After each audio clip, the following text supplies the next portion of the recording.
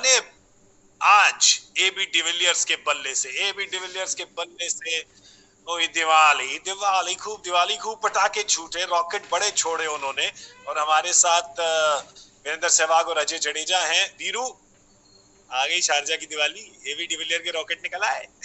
बिल्कुल बिल्कुल। AB de Villiers ने पहले 10 गेंदों पर 11 रन बनाए थे शायद, उसके बाद तो उन्होंने कमाल की पारी, छक्के ही छक्के लगाए यार। और कुछ बीच में कुछ बॉलें उनको मिली नहीं खेलने को, अगर वो मिल जाती जो विराट कोहली ने खेली तो शायद 200 के पार भी पहुंचा देते। लेकिन कमाल का, वाकई में जीनियस है, 360 डिग्री सही कहते हैं इन्हें।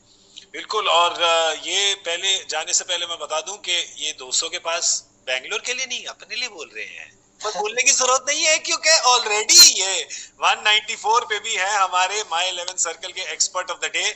और देखिए इनकी मुस्कुराहट, देखिए ये चेहरा जो मतलब देख सकता है।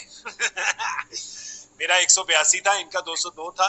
ब्रदरमैन, आप जो चाह रहे थे वैसे वैसे कायदे से, जोक्स असाइड, कायदे से अगर कप्तान आज फंसते नहीं, आपके कप्तान नहीं वीरू, बेंगलोर के कप्तान विराट, वो फंसते नहीं तो जाना तो चाहिए था ये 210 212 तक, जुड़ने चाहिए थे 20 और रन। बिल्कुल जुड़ने चाहिए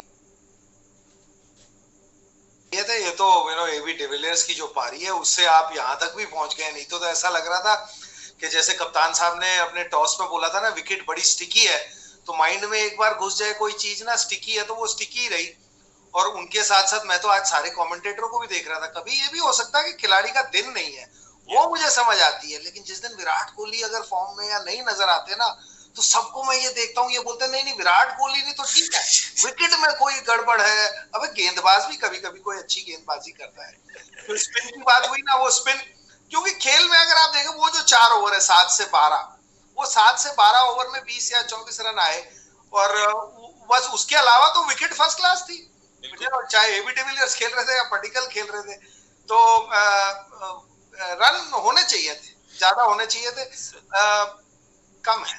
ये जो बोलते हैं ना, जब ब्रेकअप होता है ना अंग्रेजी में जब ब्रेकअप होता है ना, तो it's not you it's me, है ना।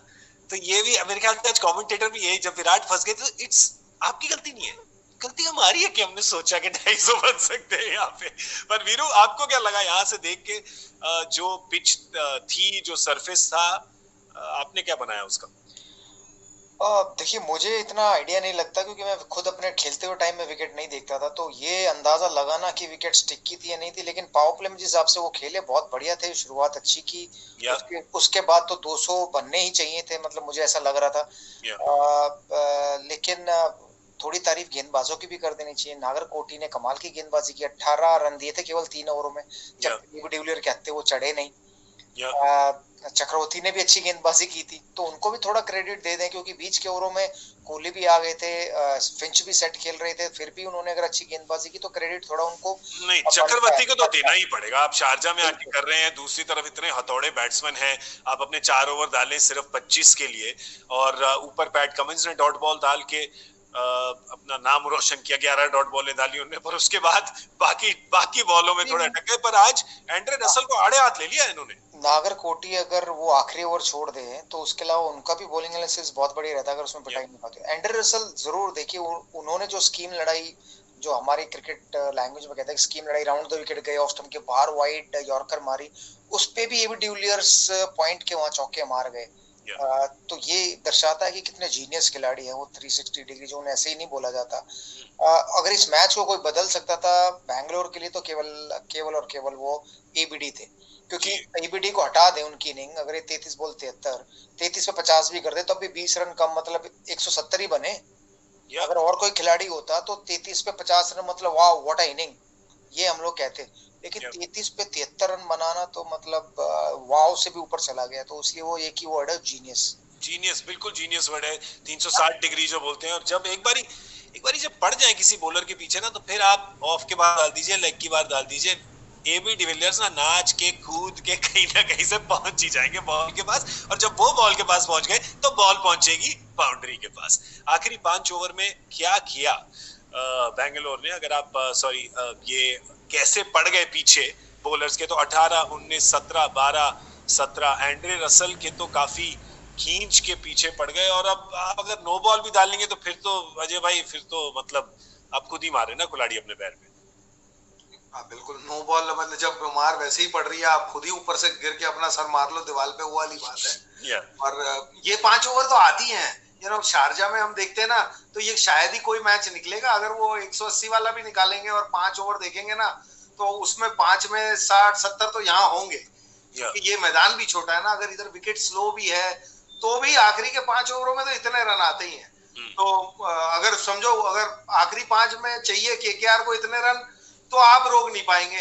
अगर आपको जीतना होगा तो क्या करना पड़ेगा आपको, जो पहले का जो इनिंग है ना, आपने जैसे खेला, क्या आप उनको वहां तक रोक पाएंगे कि नहीं? आप क्योंकि ये सोचेंगे, आप इवन मॉर्गन जब दिल्ली के खिलाफ खेले थे इस ग्राउंड पे, आपने देखा था क्या फॉर्म में थे, मतलब जो पीछे पड़, आई थिंक उस दिन वो मैच उनका होता अगर मॉर्गन इतना लेट ना आए होते। ऐसे खड़ा के फॉर्म में थे वो। दिनेश कार्तिक ने पिछले मैच में दिखाया जब उन्होंने भी अपने बैट से खूब पटाखे छोड़े। और फिर अभी आप देख रहे हैं वीरू के एंड्रे रसल की तो बारी आई नहीं, और आज थोड़ा चुप भी रहा होगा उनको कि मेरी गेंदबाजी पे मैं 4 ओवर भरोसा किया था कप्तान ने, इतने विकल्प नहीं थे, और आज मैं थोड़ा लीक कर रहा हूँ, थोड़ा नो बॉल डाला हूँ लास्ट में, तो अब वो भी थोड़े तप रहे होंगे वहां पे कि भाई जाने दो जरा। मतलब बैंगलोर आराम से नहीं बैठ सकती है 194 पे। बिल्कुल बिल्कुल। और देखिए इस ग्राउंड की एक खासियत है, यहाँ पर वो जो चक्रवर्ती है उनको शायद एक भी छक्का नहीं लगा, जितने भी छक्के लगे बाद में सब फास्ट बॉलरों को लगे। तो ये भी ध्यान में रखना होगा कोहली को कि वो जो चहल का इस्तेमाल है वो सही तरीके से कर सकते हैं वो। कि छक्के मारना स्पिन के खिलाफ इतना आसान नहीं होगा, क्योंकि हमने देखा चक्रवर्ती को नहीं लग पाई, या तो वो उस स्टेज पे आए नहीं जिस स्टेज पे एबीडी थे। बट ऑब्वियसली एंड्रे रसल तो